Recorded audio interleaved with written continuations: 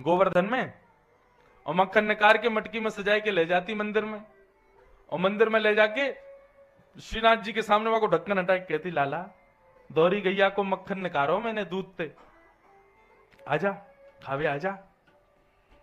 एक दिन आएगो, 2 दिन आएगो, 5-6 दिन आएगा। एक दिन जाके मैंने ठाकुर जी की, लाला मुझे लगे अब तुम्हें वो बल बचो ना है जैसे द्वापर में हो। द्वापर में तो गोपी निकारती तो कुछ सुगंधी आ जाती तो भग जा तो लेवे, मैं तो को आए के दिखाए के जाऊं कि मेरे घर में मक्खन धरो, तू आवे ही ना है।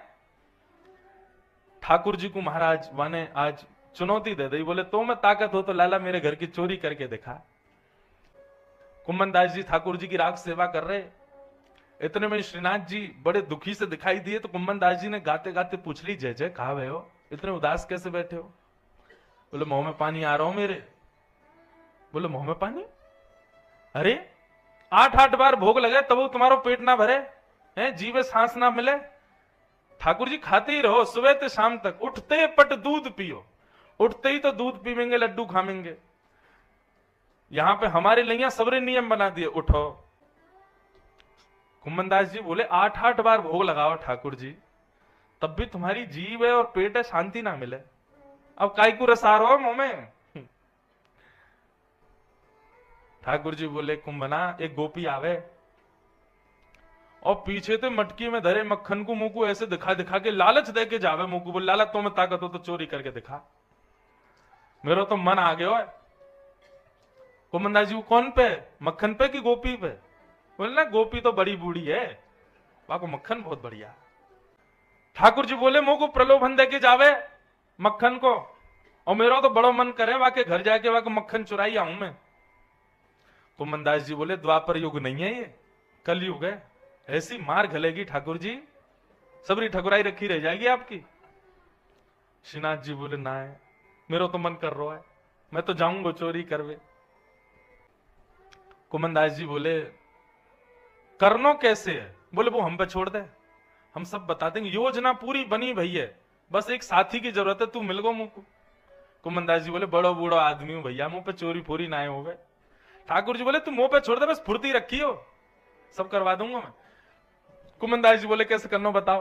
बोले रात्रि में जैसी शयन आरती होए मंदिर की, शयन आरती के बाद गुसाई जी कपाट बंद करके चले जाएंगे, सोई पीछे की खिड़की पे आ जाइयो, और वह खिड़की से मैं उतर के तेरे कंधा पे बैठ के चल दूंगा। ठीक है।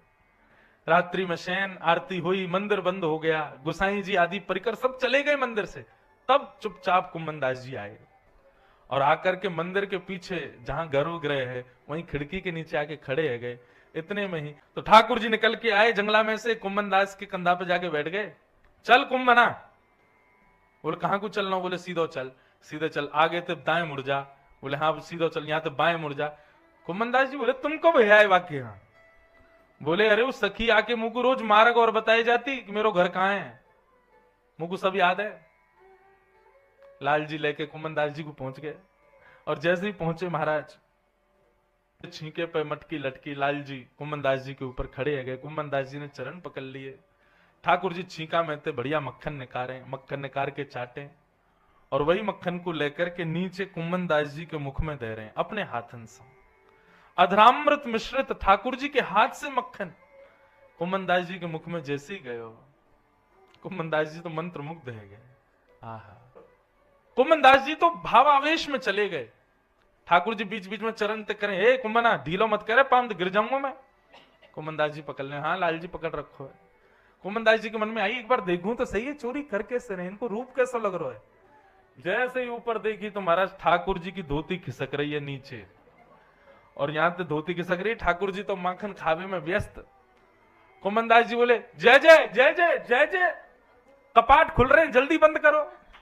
इतने में ही ठाकुर जी ने चतुर्भुज रूप धारण किया, 2 भुजाते तो अपनी धोती पकड़ी और 2 भुजा से माखन की मटकी पकड़ करके भोग लगा रहे हैं।